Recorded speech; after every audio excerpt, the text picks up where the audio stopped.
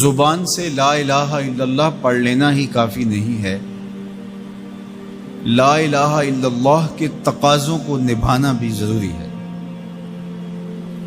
جب ہم یہ کہہ لیتے ہیں کہ ہم نے لا الہ الا اللہ محمد رسول اللہ پڑھ لیا، تو پھر اس کا مطلب یہ ہے کہ ہم دائرہ دین میں داخل ہوئے، اب ہماری اپنی خواہشات، آرزوئیں اور تمنائیں نہیں رہیں گی، دین جو ہمیں تلقین کرے گا وہی ہمارا طرز زندگی ہوگا۔ اگر کوئی شخص اللہ اور اس کے رسول کو مانتا ہے لیکن اللہ اور اس کے رسول کی نہیں مانتا، تو پھر اس نے ماننے کا حق ہی ادا نہیں کیا۔ اس لیے شریعت بیضا ہم سے اس بات کی متقاضی ہے کہ ہم اللہ اور اس کے رسول کی ہر بات کو مانیں، اور جو ان کی طرف سے ہمیں نظم زندگی اختیار کرنے کی تلقین کی گئی ہے وہ ہم اختیار کریں۔ آج SOPs کا تذکرہ ہے۔ مختلف شعبہ حیات میں جب آپ کسی بھی دائرے میں داخل ہوتے ہیں تو وہاں کے ضوابط کو، وہاں کے قوانین کو فالو کرنا آپ کے اوپر لازم ہوتا ہے۔ آپ شہری ہیں پاکستان کے، لیکن آپ کو کسی ملک میں سفر کرنا ہوتا ہے، تو جتنی دیر تک آپ وہاں رہتے ہیں تو آپ کو قوانین ان کے فالو کرنے ہوتے ہیں، ان کے ضوابط کے مطابق آپ کو وقت گزارنا ہوتا ہے۔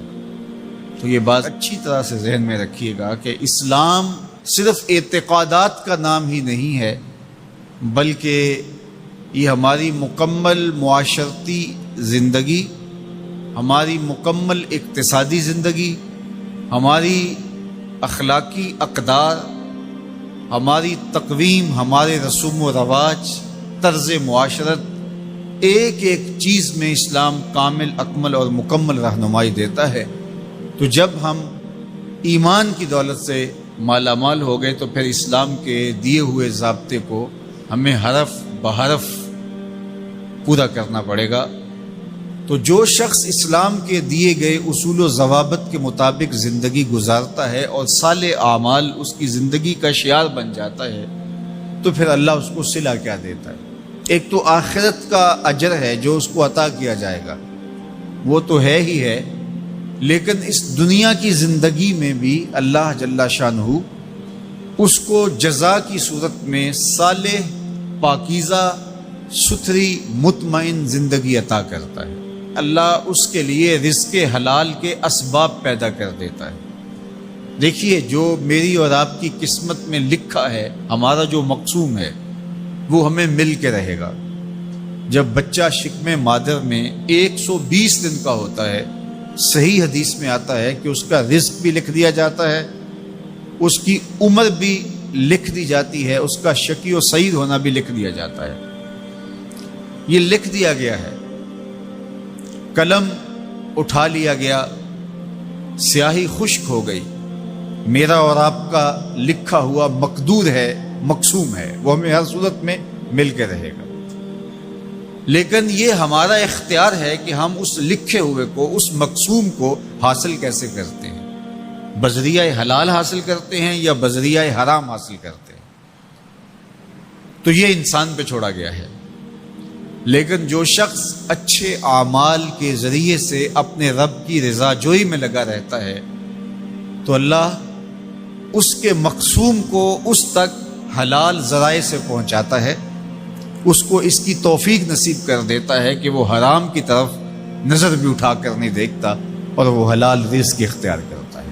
تو جو اچھے اعمال کرنے لگتا ہے، اللہ اس کے لیے ایسے راہ کشادہ کر دیتا ہے کہ اس کو نیکی کی توفیق دیتا ہے اور گناہوں سے اس کو محفوظ رکھتا ہے، اس کے لیے اسباب مہیا کر دیتا ہے۔ اللہ کے محبوب علیہ السلام نے ارشاد فرمایا، اذا اراد اللہ بعبد خیرا اصلہ، جب اللہ کسی شخص کی بھلائی کا ارادہ کرتا ہے تو اس کو شہد کی طرح میٹھا اور مرغوب بنا دیتا ہے۔